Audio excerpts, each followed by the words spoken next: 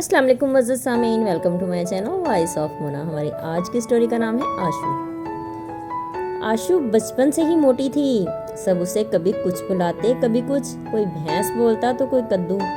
खूबसूरत बेचारी थी, लेकिन वो परेशान हो जाती अपने मोटापे से। स्कूल और कॉलेज हर जगह उसे बातें सुननी पड़ी और मजाक का सामना करना पड़ा। लोग आवाज़ें कसते, मगर अब वो भी ढीठ हो चुकी थी।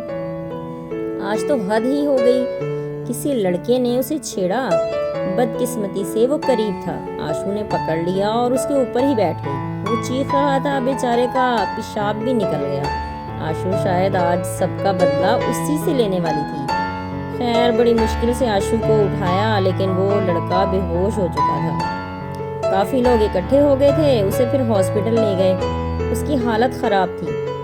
खैर, आशू को कोई फिक्र नहीं थी। का ही था। फिर उसके घर वालों को पता चला तो वो भी शर्मिंदा हुए, मगर आशू की हरकत सबको ही बुरी लगी। वो भी क्या करती, तंग आ गई थी इस हरकत से। वैसे गली के लोगों ने बच्चों को समझा दिया था कि ऐसा नहीं करना, वरना अंजाम के जिम्मेदार खुद हो गए। आशू की भी हिम्मत बढ़ गई थी। अब वो लिहाज नहीं करती थी। अब कोई कुछ बोलता तो उसके पीछे उसके घर तक जाती। ऐसे भी मजाक बन चुकी थी। फिर वही लड़का आशू को मिला और उसने बोला, मैं तुम्हारी मदद करना चाहता हूँ। फिर आशू को उसने जिम ज्वाइन करवा दिया और डाइट पर भी अमल करने के लिए बोला। आशू अपने खाने की आदतें बदलने में तकलीफ महसूस कर रही थी, मगर राबील ने उसे समझाया। फिर वो अमल करने लगी। राबील उसका साथ दे रहा था। तुमने तो मार ही दिया था मुझे मेरे ऊपर बैठकर। हाँ, तुम क्यों बदतमीजी कर रहे थे? वो बदतमीजी नहीं थी। अच्छा। उसने मानेखेज नज़रों से आशू को देखा। आशू ने आंखें झुका लीं। फिर आशू का वजन कम होने लगा। मोटापे ने उसे बहुत बुरा बना रखा था। अब वो सही हो रही थी। अब वो चिड़चिड़ी भी नहीं रही थी। राबील उसकी मदद कर रहा था, आशू के घर वाले भी। अब सभी खुश थे। वो लाडली थी। आशू ने घर में एकेडमी बना ली। सब ने उसकी मदद की एकेडमी को चलाने में। अब आशू बदल चुकी थी। मोटी लड़की की जगह एक स्मार्ट और खूबसूरत लड़की ने ले ली थी। वो अपनी एकेडमी चला रही थी। आशू के लिए रिश्ते भी आ रहे थे।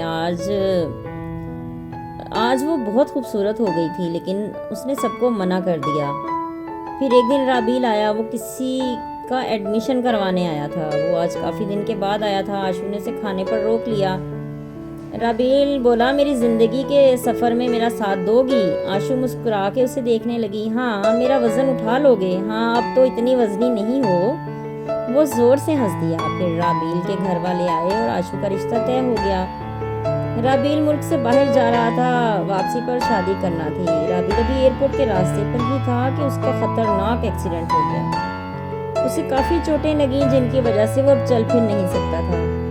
वो 6 महीने हॉस्पिटल में रहा। राबील ने आशू से कहा कि आगे का फैसला तुम्हारे हाथ है। मैं माजूर हो चुका हूँ, तुम्हारी जिंदगी खराब नहीं कर सकता। तुम जहां मर्जी शादी कर लो, मेरी तरफ से आजाद हो।